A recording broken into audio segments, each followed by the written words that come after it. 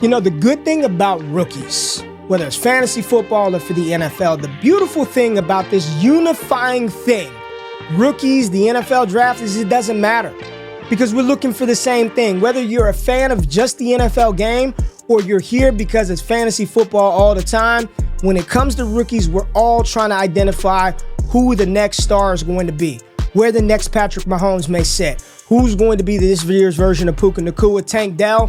We're trying to find those players. And when we're looking ahead to the 2025 class, I do think that with the release of the college football 2025 game, more people, more eyes, more ears, more attention will be on collegiate players. And I think as we enter the draft process, there's going to be a lot more familiarity with these guys through that game.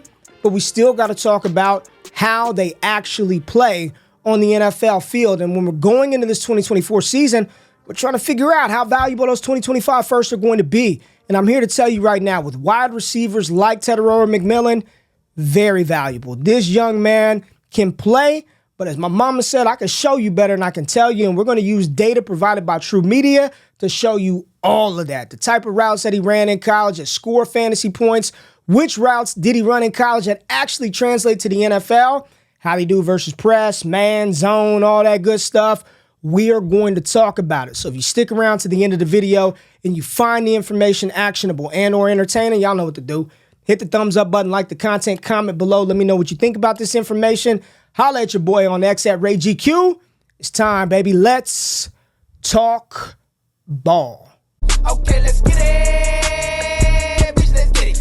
Tetairoa McMillan, 6'5", 210 pounds. Last year in 2023, my man had 90 receptions, 1,402 yards, 10 touchdowns, averaging damn near 16 yards per reception. This is following up a very impressive freshman season where he had 39 receptions for 702 yards. So he already, early throughout his career, has shown to be a big-time playmaker and an absolute baller. Some of the advanced data behind the scenes about Tetairoa McMillan, some of the things I like to look at. Points per game. How many points per game did he score in college last year? 22.17 points per game, which was good for 6th in college football. His target share was 27%. The average in college football last season, 23%. McMillan was also a beast when he was asked to pick up first downs or score touchdowns. 49% of his receptions went for touchdowns or first downs in 2023. His points per game, I told you it was 22.17 overall, but how good did he do versus man and zone defenses? Well, versus man, minimum of 40 targets versus man. So if you didn't get targeted 40 times versus man, you don't count and you don't show up. McMillan, 7th in college football, 8.3 fantasy points per game when facing man coverage. His first down and touchdown percentage versus man, you don't want to do it. Anytime he's lined up in man coverage with a minimum of 40 targets, number one in college football, 62.5% of his receptions.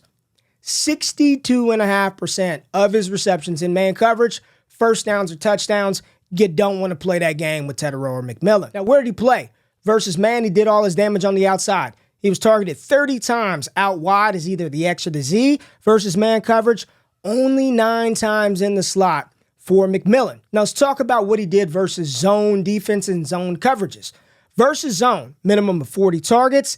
He was 22nd in college football with 12.22 fantasy points per game versus zone coverage.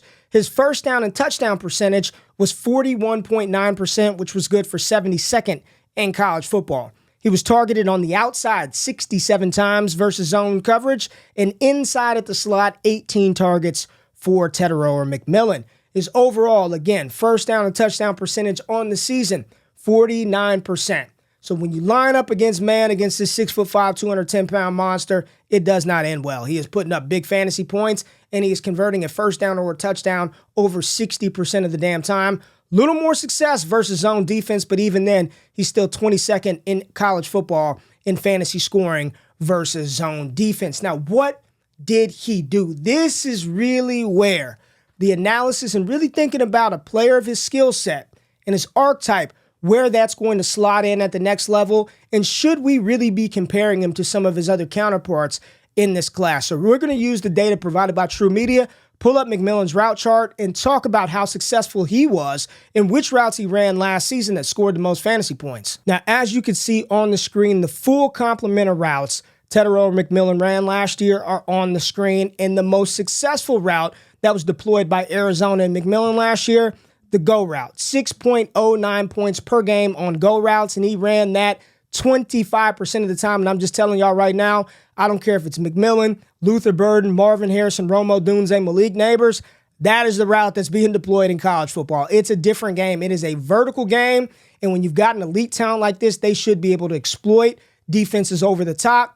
Every single receiver that you take a look at, that go route percentage is probably going to be high if they're going to be a highly drafted first-round pick. McMillan, 6 points per game on the go route, green like a Christmas tree. Hitch route, very important route at the next level at the NFL. We know that is one of the 3 routes that yield the most fantasy points historically over the last 5 years.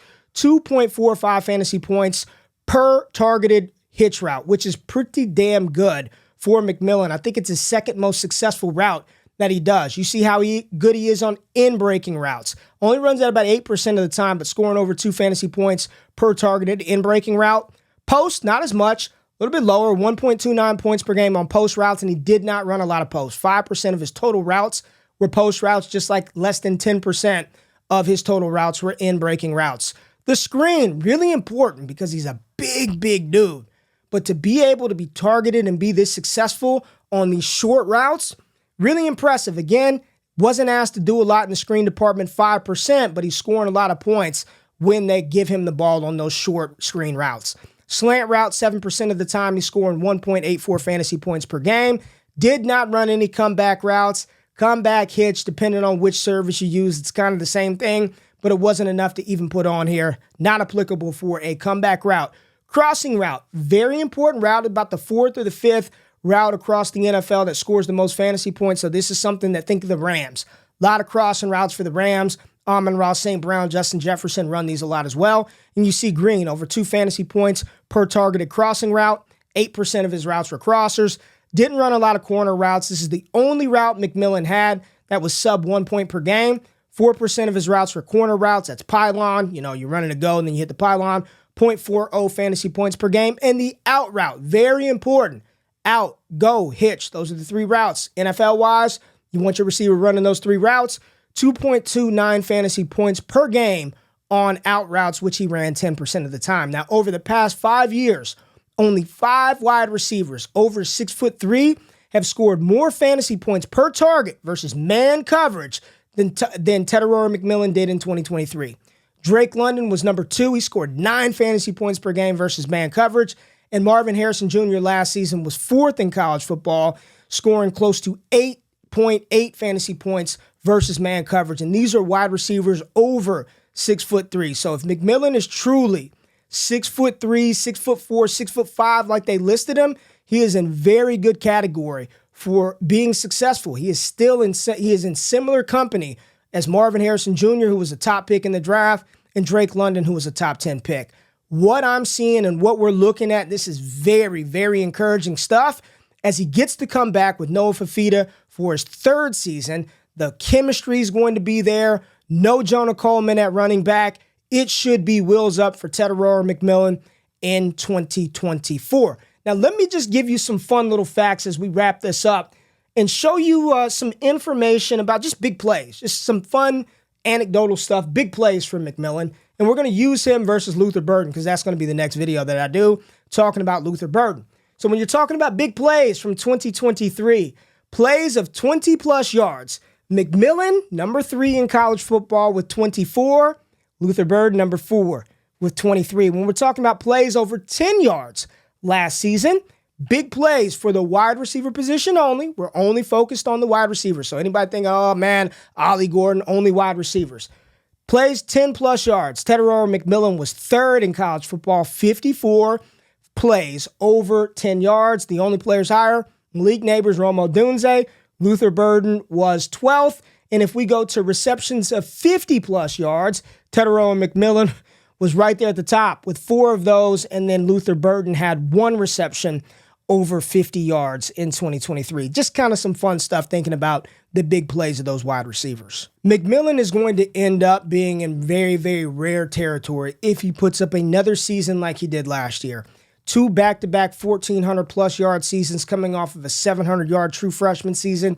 His size, no Jacob Cowing in the offense this year. It should be a monster season for this monster wide receiver. If I had to compare him to anybody early, definitely feels like some shades of Drake London with a lot more ability to do something after the catch.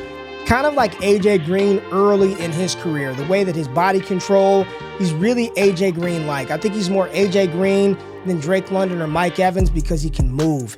He's fluid. He's graceful. And he's got that size, that physicality, and that DAWG, that dog. Tetairoa McMillan is the real deal. The route complement, what he was asked to do is success versus man and zone. This is the player that I am willing to bet on being right there at the top of the draft when we get there in 2025. Appreciate y'all tapping into this one. Luther Burden is up next. We're going to talk about him, some of the things he does differently than McMillan, why I don't believe they should be compared and grouped in the same category, some of the things that Burden didn't do that doesn't scare me, and some of the things that he did that makes me very excited. So make sure you tap into that. Hit that thumbs up button, like the content on the channel, stay locked into everything that we do. And if you found the information actionable and or entertaining, hit that subscribe button, comment below. Until next time, I'm out. Peace.